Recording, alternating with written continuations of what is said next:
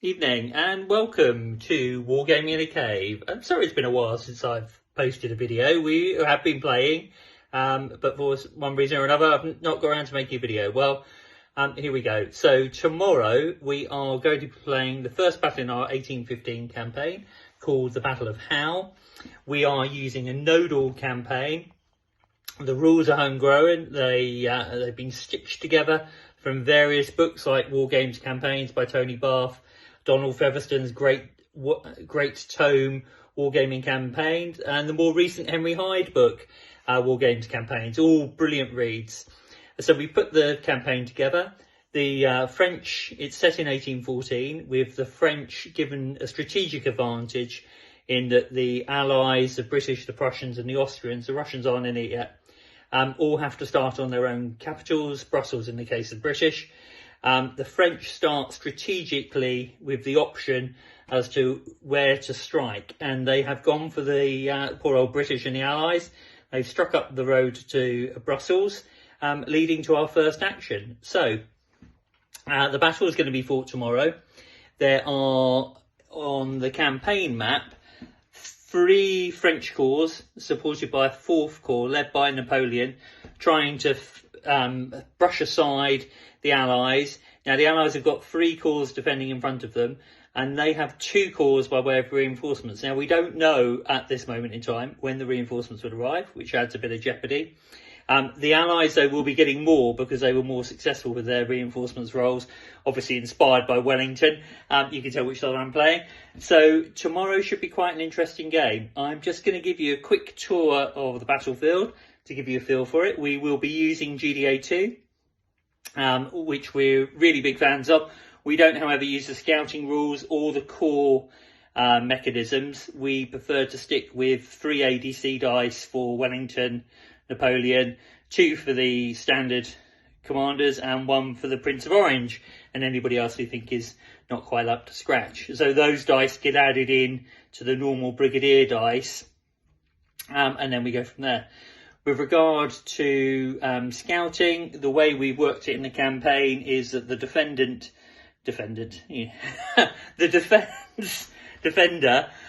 draw up the map. They draw right on the map where they're going to be deploying. The attacker then deploys, and then the defender deploys according to their map, which they then share with the attackers.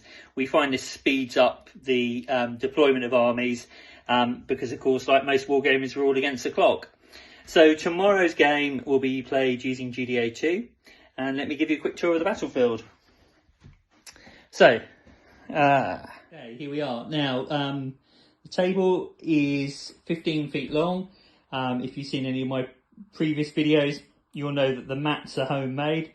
I need to remake the 3rd one. As you'll see, it's worn away slightly. My slightly better technique of making this 2 newer mats has worked really well, and they're not showing any signs of wear and tear. So that's a project for the future. But anyway, on to the game. We have an open wood here. This is the Allied side of the table. Small hill, built up area. Unfortunately, the Allies didn't roll well enough to turn it into a strong point. Another small village. The main Brussels road. You'll probably recognise where the roads are from. Good old Fat Frank from eBay. Highly recommended. And the streams from Lars Valley. Again, highly recommended. Over here, a ridge for the British to hide behind, some woods and a sweeping table. And let me show you some of the troops lined up ready to go. So we have British cavalry, a mix of hussars and dragoons. They are front rank and elite. Wellington himself, and then a few ranks of British waiting in an orderly fashion. Bylands Brigade. I'm a big fan of the Dutch, both historically and whenever I get to use them on the table. They normally put up a good fight, and I'm hoping tomorrow will be no different. And over to Kemp's Brigade with the 95th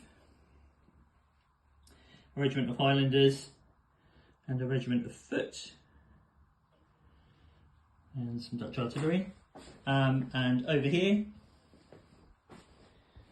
these aren't all the French, these are just my toys that I've got out ready to assist the French players by lending them a few toys tomorrow. Let me give you a better zoom in.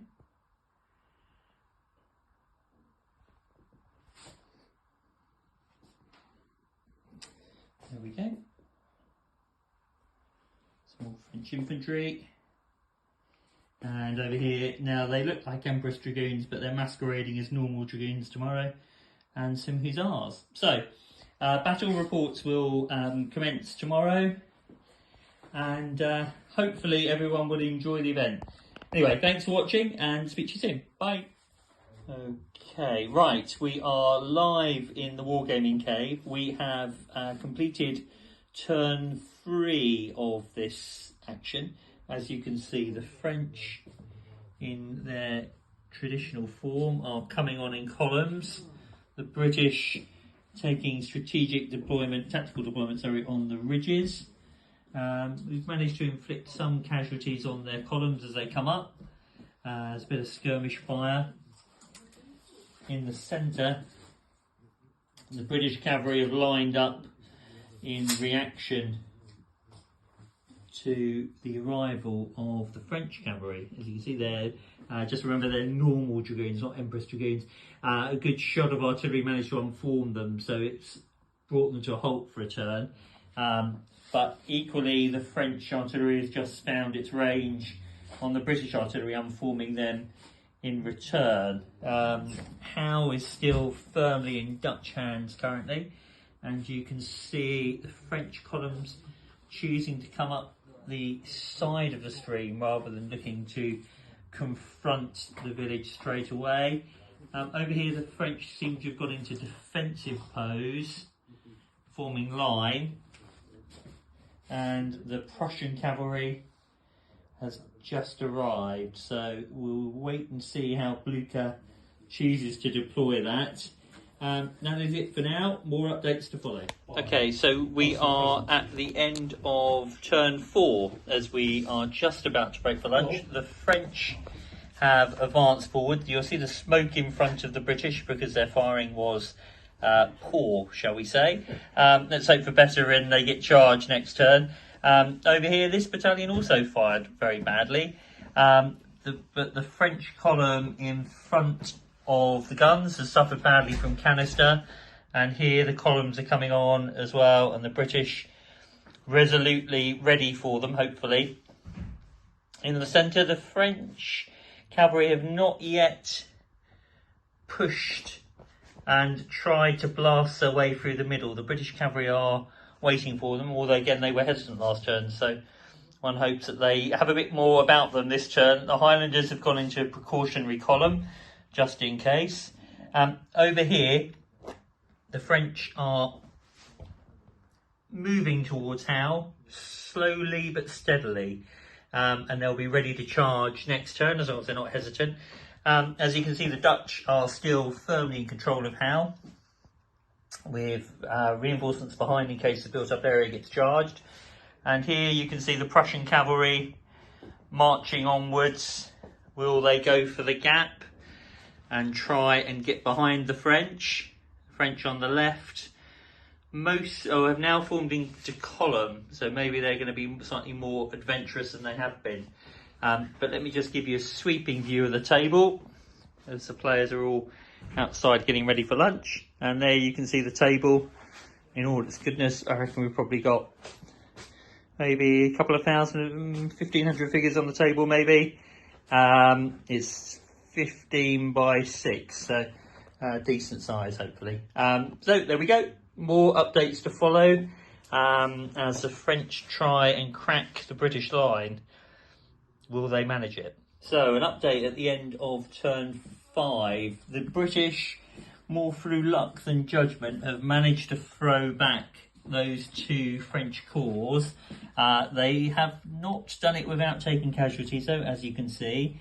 The French are still trying to push around the side, but that brigade with those 2 battalions back there in retreat is now faltering. Over here, the British line, KGL line, continues to take casualties from the artillery, but you'll see the French column in front of the guns has taken quite a lot of casualties, as has the one next to it.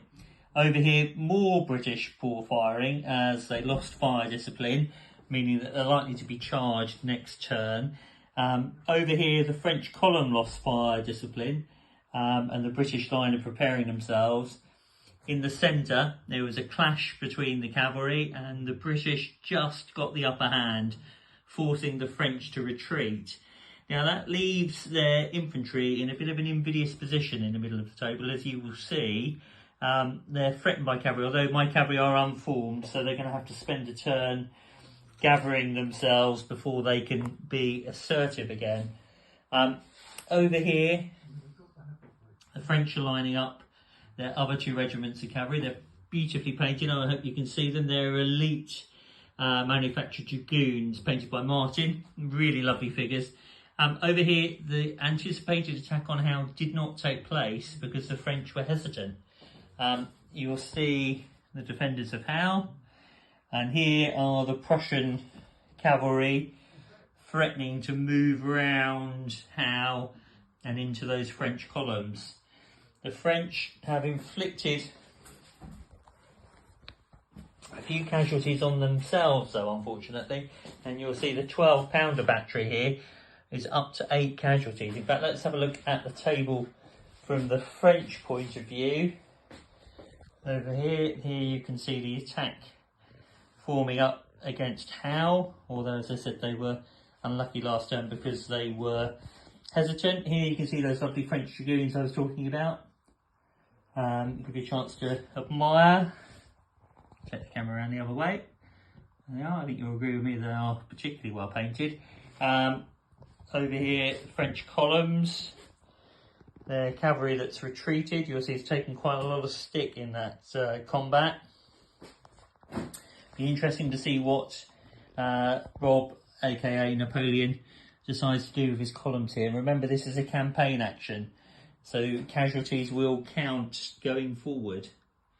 You can see the British line from here, and at the back you can see the other British reinforcements just arriving at the end of term 5. Scots Greys and Dragoons and another regiment of Hussars. Interesting time. More updates to follow. Okay, so we've reached the point in which the French have decided to retire. Understandably, because they've got one brigade over here which is faltering that Rob will need to roll for when we carry on. In the centre, the French have taken quite a pounding, but the British line just about held. It's quite touch and go. And in the centre, as I showed you earlier, the British cavalry have just about seen off the French.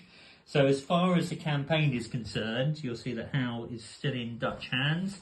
They're no doubt enjoying the local brew. As far as the campaign is concerned, the French will need to retire to the nodes from which they came.